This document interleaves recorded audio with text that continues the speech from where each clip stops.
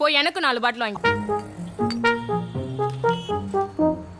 பயமா இருக்கு. என்னாச்சு மாமா? கவர்மெண்ட் மட்டும் ஒயின் ஷாப்பை திறக்கலன்னா உன்னெல்லாம் நான் ராணி மாதிரி வச்சு காப்பாற்றிருப்பேன்.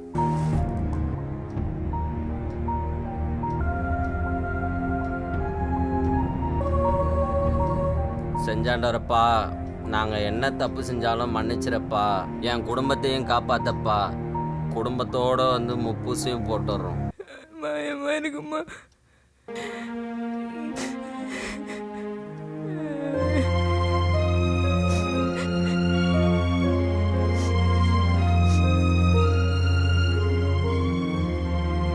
அவன் குடும்பமும் நாசமாக போகணுமா?